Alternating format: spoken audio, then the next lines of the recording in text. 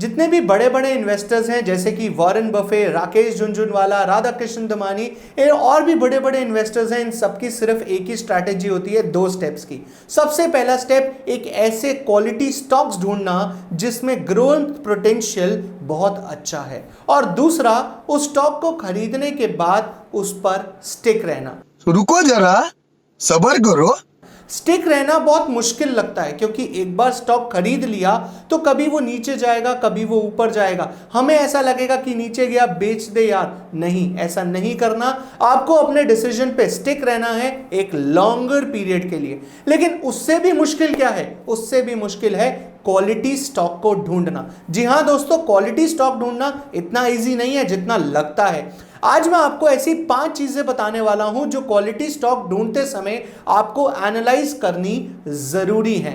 तो नमस्कार दोस्तों, मैं सीए रोहित सेठी। आज की इस वीडियो में आपको यह बताऊंगा कि ऐसी कौन सी 5 चीजें हैं जो आपको क्वालिटी स्टॉक्स ढूंढने में हेल्प करने वाली है। तो चलिए शुरू करते हैं आज का वीडियो। हेलो दोस्तों, टैक्स फैक्टर इंडिया की इस वीडियो में मैं आपका स्वागत करता हूं। दोस्तों, 5 चीजें एनालाइज करने से पहले जो सबसे पहला स्टेप आपको करना है किसी भी कंपनी यानी कि किसी भी गुड क्वालिटी स्टॉक को ढूंढने का, तो सबसे पहले आपको यह देखना है कि कंपनी का बिजनेस मॉडल क्या है। बिजनेस मॉडल का मतलब यह है कि कंपनी जो रेवेन्यू अर्न करती है उसके सोर्सेस क्या क्या हैं, यानी कि कंपनी के पास जो रेवेन्यू जनरेशन के सोर्सेज हैं वो कौन कौन से हैं और उन सोर्सेज का फ्यूचर प्रोस्पेक्ट क्या है। तो ये चीजें एनालाइज करने के बाद आप जाएंगे ये 5 चीजों पे जिसके बारे में हम आज बात करना चाहते हैं। तो लेट्स स्टार्ट। सबसे पहला पॉइंट क्या है वो देखते हैं। तो दोस्तों, सबसे पहला पॉइंट है कंपनी की ग्रोथ देखना। अब ग्रोथ एक चीज की नहीं देखी जाती। ग्रोथ देखने के लिए सबसे पहले आपको देखनी है कंपनी की सेल्स यानी कि रेवेन्यू फ्रॉम ऑपरेशंस की ग्रोथ क्या है। इसका मतलब यह हुआ कि कंपनी जो पैसा जनरेट कर रही है, क्या वो जनरेशन स्टैग्नेंट हो चुका है या बार बार वॉलेटाइल हो रहा है या फिर एक कंसिस्टेंटली ग्रो कर रहा है। तो इन तीनों, अगर हम इन 3 ग्राफ्स को ध्यान से देखें तो एक ग्राफ के अंदर हमें साफ दिख रहा है कि कभी सेल ऊपर है, कभी सेल नीचे है, ना ही कोई कंसिस्टेंसी है। दूसरे ग्राफ को ध्यान से देखें तो पहले कंपनी ग्रो कर रही थी, बट अब एक पॉइंट आ गया कि पिछले 2-3 साल से कंपनी स्टैग्नेंट हो गई है। और अगर हम तीसरे ग्राफ को ध्यान से देखें तो वहां पर हमें दिख रहा है कि कंपनी कंसिस्टेंटली ग्रो कर रही है। तो इन तीनों में से अगर मुझे सेलेक्ट करनी हो कोई कंपनी, तो मैं कंपनी नंबर 3 सेलेक्ट करूंगा जिसमें कंपनी की सेल्स कंसिस्टेंटली ग्रो कर रही है। सेल्स को देखने के बाद जो हमें देखना होता है वो देखना होता है प्रॉफिट में ग्रोथ, यानी कि सेल्स में ग्रोथ हो रही है, क्या प्रॉफिट में भी ग्रोथ हो रही है, नहीं हो रही। पता चले सेल्स बढ़ती जा रही हैं और प्रॉफिट तो बढ़ ही नहीं रहे। इसी के साथ साथ हमें देखनी होती है प्रॉफिट और सेल्स की रेशो, यानी कि जिस परसेंटेज पे पहले प्रॉफिट्स हो रहे थे, क्या उसी परसेंटेज या उससे बढ़कर प्रॉफिट्स हो रहे हैं, या फिर प्रॉफिट नंबर वाइज तो बढ़ गए लेकिन क्या परसेंटेज वाइज बढ़े या नहीं बढ़े, यह भी देखना होता है।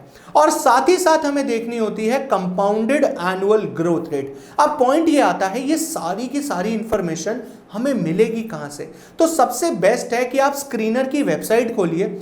उस वेबसाइट को जब आप खोलेंगे तो आपसे सर्च फॉर अ कंपनी यानी कि कंपनी का नाम डालने के लिए बोलेगा। फॉर एन एग्जांपल मैंने यहां पर डाल दिया टाटा एल्क्सी लिमिटेड। अब यहां पर मेरे पास सारी की सारी रेशोज आ गई जो मैंने ऑलरेडी ऐड कर रखी थी। आप चाहें तो अपनी मर्जी से कोई और रेशोज भी ऐड कर सकते हैं एडिट रेशोज पे क्लिक करके।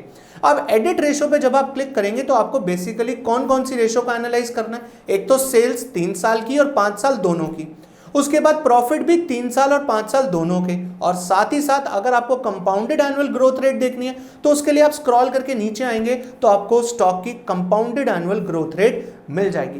कंपाउंडेड एनुअल ग्रोथ रेट का मतलब यह होता है कि कंपनी का जो स्टॉक का प्राइस है वो हर साल कितने % कंपाउंड हो रहा है। जैसे अगर मैं टाटा एल्क्सी का देखूं तो 48% कंपाउंड हो रहा है पिछले 10 साल से, यानी कि 10 साल पहले अगर किसी ने 1 लाख रुपए लगाए थे तो वो आज की डेट में तकरीबन 50-55 लाख रुपए बन चुके होंगे। तो 10 साल में ये कंपाउंडिंग बहुत अच्छी हो गई है, यानी कि ये कंपनी इस कंपनी में 10 साल पहले जिसने इन्वेस्ट किया था उसने गुड क्वालिटी स्टॉक खरीदा था। Let's move on to the second point कि सेकंड पॉइंट क्या एनालाइज करना होता है हमें। दोस्तों बिजनेस करने के लिए जो हमें पैसा चाहिए होता है ना, कंपनी वो पैसा या तो बोरो करती है यानी कि डेट, या फिर वो कंपनी पैसा अपने इक्विटी शेयर होल्डर से लेती है। तो डेट जो लेती है कंपनी, उसके ऊपर कंपनी को देना पड़ता है हर साल इंटरेस्ट।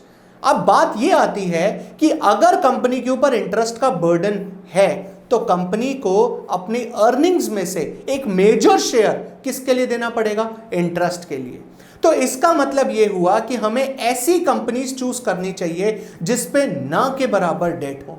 तो उसके लिए सबसे बढ़िया रेशो होती है डेट इक्विटी रेशो, यानी कि जिस कंपनी की डेट इक्विटी रेशो 0 या नियरेस्ट टू 0 होगी वो कंपनी इन्वेस्टमेंट के लिए इस क्वालिटी चेक को पास कर जाएगी। इन शॉर्ट वो भी एक क्वालिटी स्टॉक ही कहलाएगा। लेकिन सिर्फ डेट इक्विटी रेशो नहीं, पॉइंट नंबर 1 भी कंसिडर करना है और आने वाले 3 पॉइंट भी कंसिडर करने हैं। तो let's move on to the third point.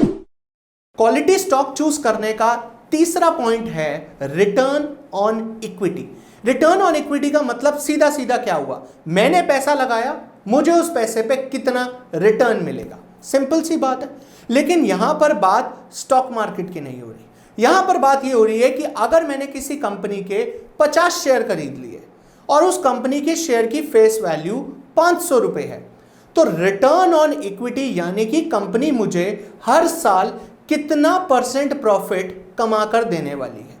जितना ज्यादा रिटर्न ऑन इक्विटी होगा उतनी ही कंपनी की अर्निंग्स अच्छी होगी और उतनी ही कंपनी के जो स्टॉक मार्केट में प्राइस है वो बढ़ेगा। लेकिन दोस्तों इसके बाद के जो 2 पॉइंट्स बचे हैं ना, वो बहुत इंपॉर्टेंट होते हैं किसी भी क्वालिटी चेक को यानी कि किसी भी क्वालिटी स्टॉक को चूज करने के लिए। चलिए देखते हैं पॉइंट नंबर 4। क्वालिटी स्टॉक का मतलब है क्वालिटी कंपनी, यानी कि कंपनी अच्छी होनी चाहिए, कंपनी की मैनेजमेंट अच्छी होनी चाहिए, कंपनी की मैनेजमेंट और कंपनी के अगेंस्ट कोई भी लिटिगेशन बड़ा नहीं होना चाहिए, यानी कंपनी के अगेंस्ट कोई भी बड़ा कोर्ट केस नहीं होना चाहिए। अब बात यह आती है कि ये कैसे चेक करेंगे? तो ये चेक करने के बहुत तरीके होते हैं, पर मैं आपको इजीएस्ट तरीका बताता हूं। आप जिस कंपनी के लिटिगेशंस यानी कि कोर्ट केसेस चेक करना चाहते हैं, आप उस कंपनी की वेबसाइट खोलिए। उस कंपनी के वेबसाइट में एक इन्वेस्टर्स का सेक्शन आता है। आप इन्वेस्टर के सेक्शन पे क्लिक करेंगे तो वहां पर आपको फाइनेंशियल रिपोर्ट यानी कि एनुअल रिपोर्ट मिल जाएगी। आप लेटेस्ट एनुअल रिपोर्ट डाउनलोड करें। उसके अंदर एक सेक्शन होता है कंटिंजेंट लायबिलिटीज का। कंटिंजेंट लायबिलिटी यानी कि वो लायबिलिटी जो फ्यूचर इवेंट पे बेस्ड होती है, राइट। इसका मतलब अगर कंपनी फ्यूचर में केस हार जाती है तो कंपनी को कितना अमाउंट देना पड़ सकता है। अब जैसे इस कंपनी की बात करें तो इस कंपनी में साफ साफ लिखा हुआ है कि अगर कोई कोर्ट केस चल भी रहा है तो वो इतना छोटा मोटा है कि कंपनी के फाइनेंशियल्स पे या कंपनी के ऊपर कोई इफेक्ट नहीं पड़ने वाला है, तो ये कंपनी इस क्वालिटी चेक को पास कर जाती है। तो ये चीज ध्यान देना बहुत जरूरी होता है पॉइंट नंबर 4 में। Let's move on to the most important point, that is point number 5। Actually में जो पॉइंट नंबर 5 है वो सबसे इंपॉर्टेंट इसलिए रखा गया है क्योंकि पॉइंट नंबर 1 कहता है कि पिछले सालों की ग्रोथ देखो, यानी कि पिछले कुछ ईयर से क्या चलता हुआ आ रहा है ये देखो, डन, देख लिया। फिर उसके बाद ये देखो कि कंपनी के ऊपर डेट कितने, देख लिया। फिर ये देखो कंपनी आपको कमाकर कितना दे रही थी, देख लिया। कंपनी के ऊपर आज तक कोई लिटिगेशन तो नहीं था, देख लिया। लेकिन ये सब बातें था की हो रही हैं, यानी कि जो हो चुका है उसकी बात हो रही है। लेकिन आप स्टॉक आज खरीदोगे और प्रॉफिट आपको मिलेगा फ्यूचर में, यानी कि हमारा पॉइंट नंबर 5 बेस्ड है फ्यूचर के ऊपर कि इसका मतलब यह हुआ कि कंपनी फ्यूचर में कैसा परफॉर्म करेगी। अब देखो सिंपल सी बात है, परफॉर्मेंस तो वही कर पाता है जिसके पास एक एडवांटेज होता है, यानी कंपनी के पास एक कंपीटिटिव एडवांटेज होना बहुत जरूरी है। इसका मतलब यह हुआ कि उसकी इंडस्ट्री में 20 कंपनीज हैं, लेकिन आप जिस कंपनी में इन्वेस्ट कर रहे हो उस कंपनी के पास अपने कंपटीटर्स के अराउंड एक स्पेशल एडवांटेज होना चाहिए। फॉर एन एग्जांपल आईआरसीटीसी की बात करते हैं। आईआरसीटीसी क्या सर्विस प्रोवाइड करता है? Ticketing and catering services to the Indian Railways. एक लौती कंपनी, इसको तो कोई कंपटीशन ही नहीं देता। या फिर कोई ऐसी कंपनी ले लेते हैं जिसके कस्टमर्स जो हैं, जिसके 90% कस्टमर्स इंडिया की टॉप 10 कंपनीज हैं। तो अब आप सोच के देखो कि इसके पास एक कंपिटिटिव एडवांटेज है अपनी इंडस्ट्री में बाकी सबसे। तो ये कंपिटिटिव एडवांटेज देखने के लिए आप कभी भी एनुअल रिपोर्ट में अगर कंपनी की स्ट्रेंथ देखेंगे तो आपको मिल जाएगा कि कंपनी की कंपिटिटिव एडवांटेजेस क्या हैं। तो दोस्तों आज हमने डिस्कस करे 5 पॉइंट, एक बार इन पांचों पॉइंट का कंक्लूजन भी देख लेते हैं। दोस्तों इससे पहले हम कंक्लूजन पे बढ़े, सबसे पहले आप कमेंट बॉक्स में कमेंट करके ये बताओ कि आप क्या एनालाइज करते हो, कौन कौन सी चीजें एनालाइज करते हो कंपनी के स्टॉक में इन्वेस्ट करने के लिए।